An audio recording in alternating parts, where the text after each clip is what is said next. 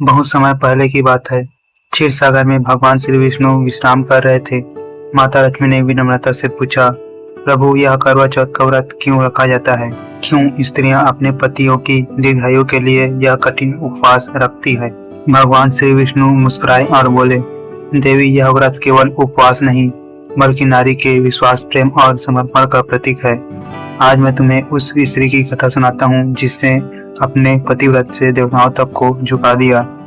उसका नाम था वीरवती। प्राचीन काल में पद्मावती नामक नगर में वैद्य शर्मा नाम के ब्राह्मण रहते थे। उसकी पत्नी शारदा, 7 पुत्र और एक पुत्री वीरवती। वो अपनी माता पिता और भाइयों की आंखों का तारा थी। वीरवती बचपन से ही धार्मिक प्रवृत्ति और विनम्र स्वभाव की थी।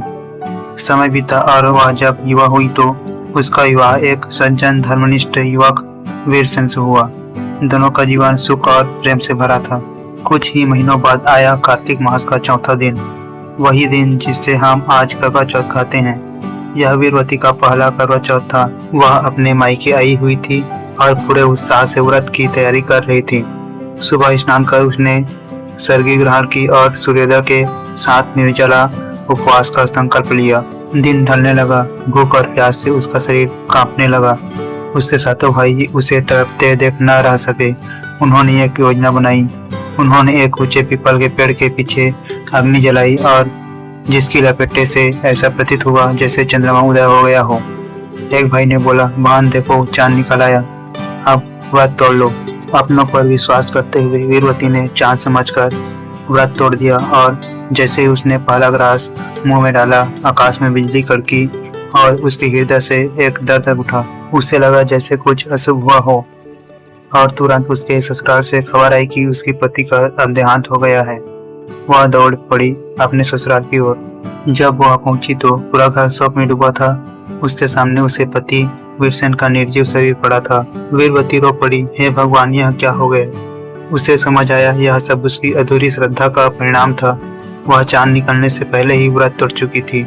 रोते हुए उसने माता पार्वती को पुकारा, माता, मुझसे भूल हो गई, मेरे पति को जीवन दान दीजिए।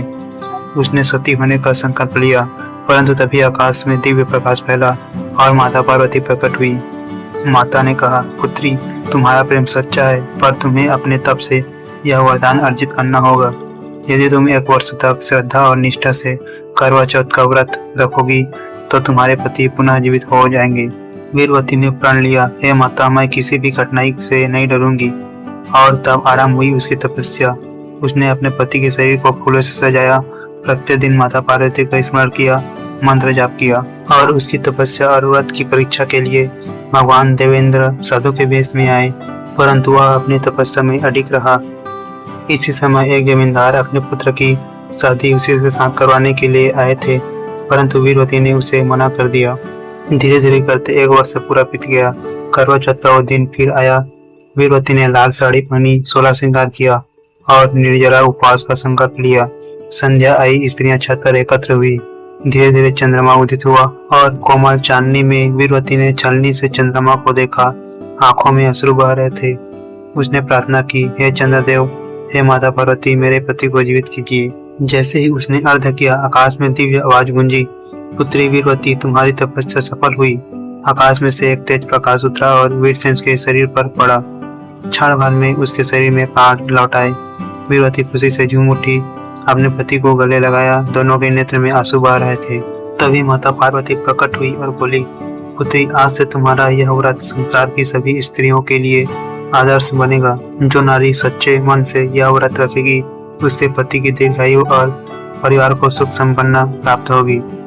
तब से हर वर्ष कार्तिक मास की कृष्ण चतुर्थी को स्त्रियां अपने पति की लंबी आयु और दाम्पत्य सुख के लिए करवा चौथ का व्रत रखती है। यह व्रत केवल भूख प्यास की नहीं बल्कि प्रेम, निष्ठा और विश्वास का प्रतीक है। जब चंद्रमा निकलता है, स्त्रियां छलनी से उसे देखती है, फिर अपने पति को निहारती है, जैसे कहती हो, चांद तू साक्षी बन, मेरा प्रेम अमर रहे। करवा चौथ की यह कथा हमें सिखाती है कि सच्चे प्रेम और अटूट विश्वास से असंभव कार्य को भी संभव किया जा सकता है।